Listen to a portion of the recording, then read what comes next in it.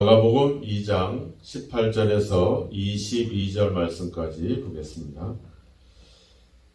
요한의 제자들과 바리새인들이 금식하고 있는지라 사람들이 예수께 와서 말하되 요한의 제자들과 바리새인의 제자들은 금식하는데 어찌하여 당신의 제자들은 금식하지 아니하나이까?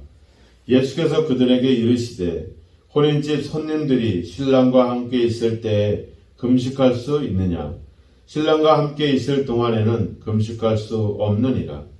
그러나 신랑을 빼앗길 날이 이르리니 그날에는 금식할 것이니라. 생met 조각을 낡은 옷에 붙이는 자가 없나니 만일 그렇게 하면 기운 새 것이 낡은 그것을 당기어 헤어짐이 더하게 되느니라. 새 포도주를 낡은 가죽 부대에 넣는 자가 없나니 만일 그렇게 하면 새 포도주가 부대를 터뜨려 포도주와 부대를 버리게 되리라. 오직 새 포도주는 새 부대에 넣느니라 하시니라. 아멘.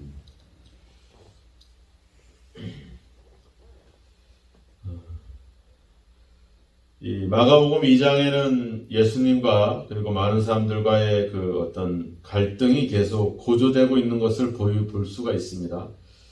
중풍병자 사건을 통해서 죄를 사하는 문제에 대해서 예수님과 논쟁을 벌이기도 하고, 이 레위를 예수님이 제자로 부르시면서 그 세리와 죄인들과 함께 먹고 마시는 것에 대해서 또 아주 격렬하게 또 이렇게 저항을 하게 됩니다.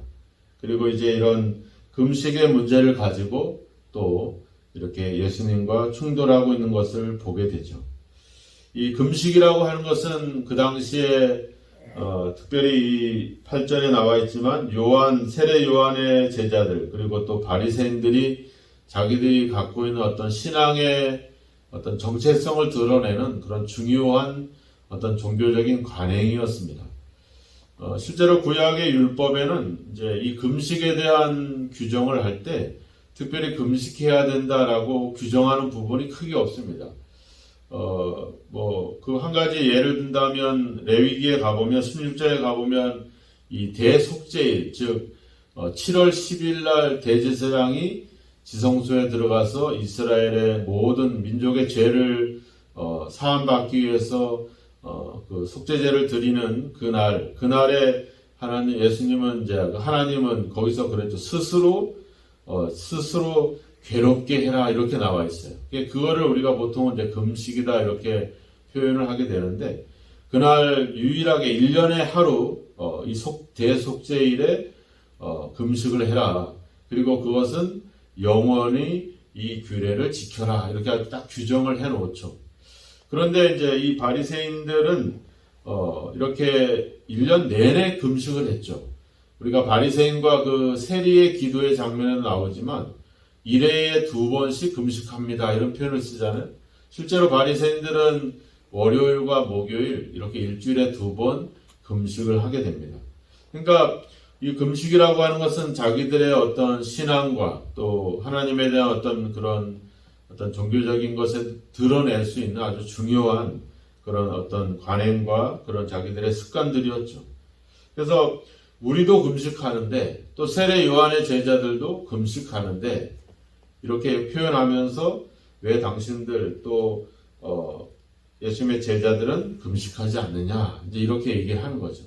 여기서 이제 문제점을 하나 발견하게 되죠. 금식 자체가 문제가 되는 것은 아니죠. 금식을 통해서 우리가 절제하면서 또 우리가 하나님을 가까이 할 수 있는 기회가 되기 때문에 아주 소중한 그런 어떤 경건의 시간들이죠. 근데 이들은 그것을 가지고 다른 사람들을 강요하거나 또 판단하고 있다라고 하는 겁니다. 우리는 금식하는데 너희들은 왜 안 하느냐?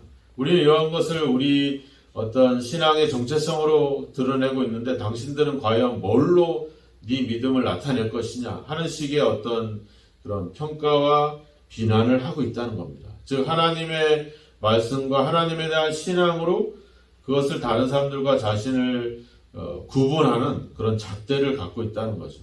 이미 앞에 13절부터 17절에서 예수님이 그 세리들과 죄인들과 먹고 마실 때에도 그들은 이제 예수님이 왜 저들을 그렇게 가까이 하는지, 그들과 먹고 마시고 그들을 부정한 자들을 왜 가까이 하는지를 생각하기보다도 그것을 종교적인 잣대로 평가를 하는 거죠. 이것은 부정한 자를 가까이 하고 나라를 팔아먹는 이 매국노 같은 세리들을 가까이 하는 것은, 이것은 어떻게 보면 어떤 신앙적인 어떤 중심이나 그런 모습, 그런 어떤 마음을 보는 것이 아니라 그 외형을 보면서 그들은 이 율법을, 하나님의 말씀을 그들과 구분하는 그런, 또 그들을 비판하는 잣대로 삼고 있다는 사실들. 그러니까 금식을 하거나 뭐 음식을 먹거나 안 먹거나 이런 문제보다도 그것을 가지고 이 판단의 기준을 갖고 있다는 것이 문제가 되는 겁니다. 유관한 예로 우리가 그런 생각들을 가질 수 있죠. 우리는 예수를 믿고 저 사람들은 예수를 안 믿고, 우리는 기도를 했고 저 사람들은 기도를 하지 않았고, 우리는 믿음이 있고 저 사람들은 믿음이 없고, 이런 식으로 우리가 하나님, 예수님은 우리의 신앙과 믿음을 그런 어떤 판단의 기준으로 세우진 않으셨거든요. 그냥 우리를 위해서 죽으시고 또 부활하시고 우리를 향해 사랑하시고 이런 것들을 우리가 생각하면서 감사함으로 기쁨으로 살기를 원할 뿐이지, 그걸 가지고 다른 사람들을 판단하지 않도록. 그래서 성경에는 판단하지 마라, 비판하지 마라. 심지어 우리가 마가복음 1장에서 예수님이 거듭거듭 얘기한 게 뭡니까? 아무 말도 하지 마라. 왜? 우리가 잘못된 관행과 어떤 잘못된 생각으로 함부로 이야기할 때 그것은 복음에 오히려 방해가 될 수 있기 때문에 차라리 아무 말도 하지 않는 것이 더 어떻게 보면 도움이 될 수도 있기 때문에 예수님은 우리에게 아무 말도 하지 마라 이렇게 얘기하고 있는 것입니다. 오늘 이 금식은 그들이 이 장차올 메시아 그리스도에 대한 어떤 생각이 예수님과 어떤 차이점이 있는가를 보여주고 있는 하나의 기준이 되기도 합니다. 예수님은 이 금식의 문제를 이야기할 때 어떤 비유를 쓰게 되냐면 19절에 보니까 그 혼인집, 즉 결혼을 그들의 어떤 질문에 대한 설명으로 대답으로 주고 있죠. 우리가 예수님의 행동은 우리가 어제도 잠깐 봤지만 단순히 그냥 그분의 어떤 행동으로만 우리가 치부해서는 안 된다 그랬습니다. 예수님의 행동은 그분의 메시지도 중요하지만 그분의 행동이 바로 하나님의 나라를 이야기하고 있고 하나님의 생각을 대변해주는 행동이기 때문에 예수님의 행동도 잘 살펴봐야 된다고 이야기를 했습니다. 그래서 어제 우리가 레위, 세리였던 레위를 제자로 부르시고 또 그 레위 집에 들어가서 수많은 세리들과 죄인들과 또 그들과 함께 먹고 마시는 것을 보면서 하나님의 나라는 저렇게 외면당하고 소외당하는 사람들, 또 그들을 찾아가는 것이 하나님의 나라고 그들과 함께 하는 것이 하나님의 나라다. 바리새인의 서기관들처럼 비판하고 판단하고 그런 나라가 아니라 그들을 수용하고 용서하고 이해하는 나라, 그리고 죄인도 부정한 자도 예수님의 제자가 될 수 있는 나라, 그리고 이렇게 보잘것없는 사람도 이제 함께 먹고 마실 수 있는 그 나라, 어떤 이런 차별이나 이런 문제가 사라지는 모두가 다 공정하고 평등한 그런 나라, 이것이 예수님이 우리에게 행동으로 보여주신 그런 모습들이거든요. 그런 어떤 생각들이 여기 금식에도 있는 겁니다. 즉 금식은, 즉 하나님의 나라는 이 혼인잔치에 비유하듯이 모두가 행복하고 모두가 기쁨을 갖는 그런 나라, 그런 때라고 하는 것을 예수님이 여기서 비유로 얘기해 주는 거죠. 이 금식하고 있는 이 세례 요한의 제자들이나 바리새인의 제자들은 이 메시아에 대한 생각이 달랐죠. 그들은 와서 메시아가 와서 사회를 변화시켜 가고 이제 자기들이 경건하게 살아왔던 이 삶에 대한 어떤 보상과 대가를 지불해 줌으로 인해서 그동안에 부정하고 또 이렇게 비신앙적인 사람들이 이제 힘과 권력을 잃어버리고 이제 메시아가 권력을 차지해서 이제 이렇게 경건하게 살아왔고 금식하는 자들에게 어떤 새로운 힘과 권세와 권력을 가져다 주는 나라, 어떤 정치적인 메시아를 그들이 갈망했다라고 하는 겁니다. 근데 예수님의 생각은 그 메시아는 그런 어떤 권력과 힘의 나라가 아니라 바로 세리와 죄인들과 함께 어울릴 수 있는 나라, 그리고 모두가 기쁨을 가지는 그 결혼식과 같은 나라. 그래서 계속해서 예수님이 비유로 이 하나님의 나라를 얘기할 때 이 혼인잔치 비유를 많이 쓰시거든요. 그러니까 이런 나라가 바로 하나님의 나라다. 모두가 함께 기뻐할 수 있는 나라를 여기서 그들에게 이야기해 주고 봅니다. 그러니까 단순히 금식의 문제를 얘기하는 것이 아니라 그 금식을 가지고 통해서 그들이 갖고 있는 어떤 잘못된 통념과 종교적인 관행을 예수님은 지적을 해주고 있는 것이죠. 그리고 그 이야기가 이제 확대가 되죠. 21절부터 보면 생배 조각, 즉 이 생배 조각은 이제 아주 새로운 천 이런 것들을 의미하는 거죠. 생배 조각과 새 포도주를 이야기하면서 결국 이야기의 핵심은 뭐겠습니까? 그 우리가 갖고 있는 옛날 방식, 고정된 생각으로 새로운 것들을 받아들일 수 없다 이런 얘기를 하시는 거죠. 이 말을 우리가 잘못하면 옛날 것은 잘못되다 이렇게 판단할 수 있다. 그런 생각이 아닙니다. 옛날 것이 잘못됐거나 버려야 되는 것이 아니라고 하는 거예요. 지금 예수님을 통해서 전해지는 이 복음이 이전의 것들을 다 더 능가하고 그것들을 완성해 가고 있다. 이런 뜻의 의미로서 이 이야기를 하는 겁니다. 우리가 이 사람들이 하나님이 우리에게 주신 율법이라든지 이 바리새인들이나 세례 요한의 제자들이 따르고 있는 이 하나님의 말씀에 문제는 없죠. 근데 문제는 그 말씀을 가지고 살아왔던 우리 삶의 어떤 관행과 습관들이 문제가 되는 거죠. 예수님의 지적은 바로 그 부분을 지적을 하는 겁니다. 그들이 믿는 율법이나 이게 잘못된 것이 아니라 그것을 자신들의 어떤 틀과 자신들의 생각을 맞춤으로 인해서 그런 것에 대한 습관과 관행으로 인해서 예수님의 복음에 걸림돌이 되고 있는 그런 생각들을 예수님이 지적을 하고 있다라고 하는 거죠. 우리가 역사적으로도 보면 마틴 루터라든지 또한 요한 웨슬레라든지 이런 사람들을 보면 그 사람들이 활동했던 시대에는 아주 사람들에게 마치 반역자처럼 취급을 받았거든요. 그들이 하는 행동이 말하자면 전혀 환영받지 못했던 그런 시대에 있었어요.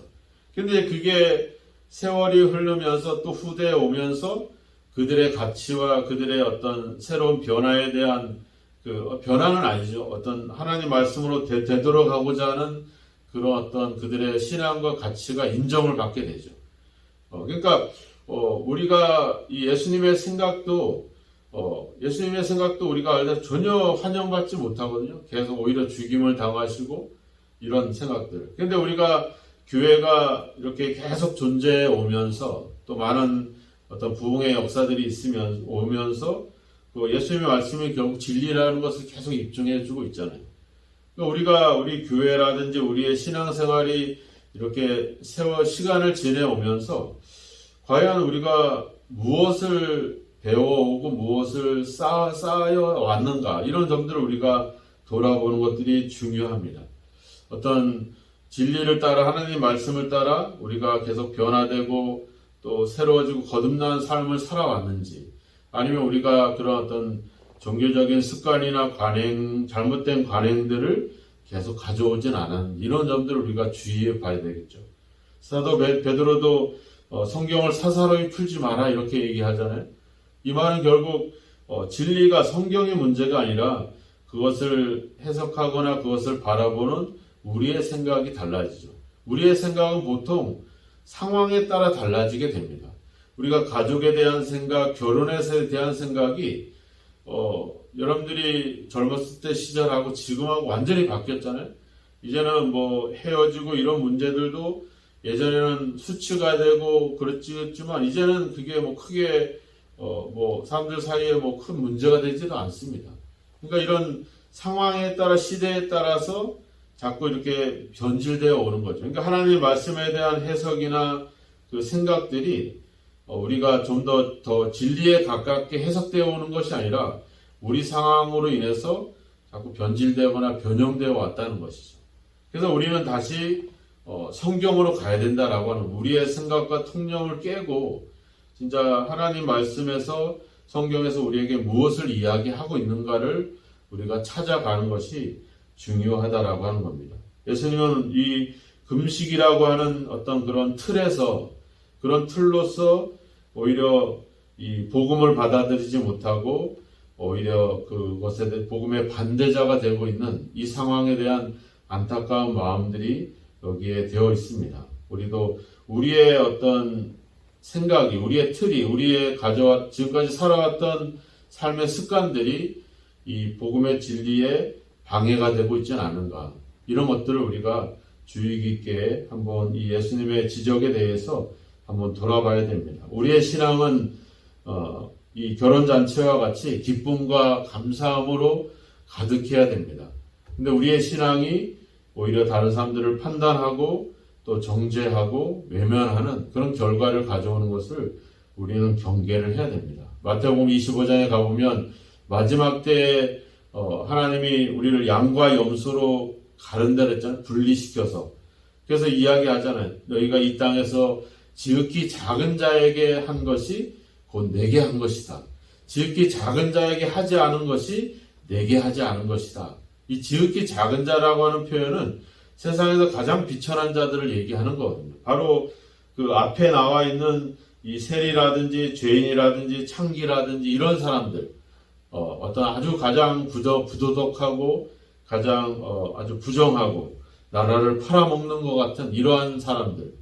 근데 그런 자들에게 하지 않은 것이 하나님께 하지 않은 것이다. 당연히 그런 자들 멀리 해야 되죠. 부정하고 죄인이고 나라를 팔아먹는 이런 사람들과 가까이 한다는 것은 말이 되지 않죠.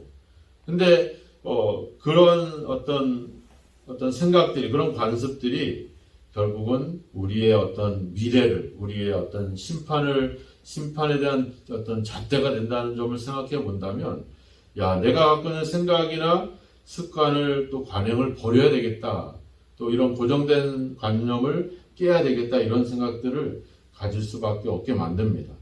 오늘 예수님은 사람들은 금식하면서 사람들을 평가하지만 예수님은 결혼에 대한 이야기를 통해서 우리가 다시 한번 하나님의 나라는 이렇게 함께 모두가 기뻐할 수 있는 그런 나라임을 다시 한번 그 차이점을 지적해 주고 있습니다. 오늘도 우리가 기도하면서 하나님 내 안에 잘못된 습관들 또 고정된 생각들 그런 잘못된 종교적인 관행들을 깨고 진짜 진리의 말씀을 받아들이고 그 말씀을 따라 진짜 기뻐하고 다른 사람과 함께 교제하며 사귐을 가질 수 있는 그런 진정한 어떤 믿음의 실천이, 사랑의 실천이 우리 가운데 있도록 지극히 작은 자 하나에게 내가 다가가고 그들에게 사랑을 베풀 수 있는 삶이 될 수 있게 해달라고 우리는 기도하면서 우리 자신의 모습을 살펴봐야 될 줄로 믿습니다.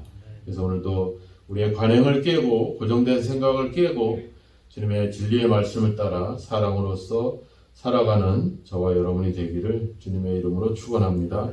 기도하겠습니다. 하나님 아버지 감사합니다. 우리의 생각과 습관과 관행들이 아버지 복음에 방해가 되고 걸림돌이 되고 있진 않은지 우리 자신들을 살펴봅니다. 상황에 따라 세상의 흐름에 따라 변질되어 왔던 우리의 신앙들을 돌아봅니다. 성령께서 오늘도 진리의 말씀으로 우리를 새롭게 깨닫게 하시고 변화시켜 주사 아버지 관행으로부터 아버지 고정된 생각으로부터 아버지 우리가 벗어나고 진리의 말씀을 받아들이고 그동안 우리가 외면하고 우리가 정죄하고 비난했던 사람들에게 다가가서 복음으로 사랑으로 그들과 교제할 수 있는 그런 아버지와 신앙의 믿음의 실천이 있도록 하나님 우리를 새롭게 하여 주시기를 간절히 원하고 소망합니다. 다시 한번 겸손히 주님 앞에 엎드려 우리의 모습을 돌아보고 우리가 바리새인들과 아버지 서기관들과 같은 아버지 잘못된 생각들을 갖고 있지 않았는지 돌아보며 철저하게 복음 앞에 순종하고 복음을 따라 살아갈 수 있는 저희들의 삶의 변화가 있도록 오늘도 우리를 인도하시고 함께 하옵소서. 우리의 기도의 내용이 변화되기를 원합니다. 하나님 아버지 주여 원수까지 그들을 위해서 기도하라고 말씀하신 주님의 생각을 또 생각하면서 우리의 삶과 우리의 기도가 아버지 주여 진리를 따라 복음 안에서 사랑 안에서 기쁨으로 아버지 또 사랑으로 그렇게 실천될 수 있도록 우리를 이끄시고 함께하여 주옵소서. 이 새벽을 깨어 기도하는 우리 모든 기도자들을 주님께서 기억하시고 날마다 성령으로 말미암아 새로운 생각과 또 아버지 복음에 대한 진리를 따라 살아가는 새로운 삶의 변화들이 날마다 있어지도록 우리를 이끌어 주시고 성령으로 함께하여 주옵소서. 예수님의 이름으로 기도하옵나이다. 아멘.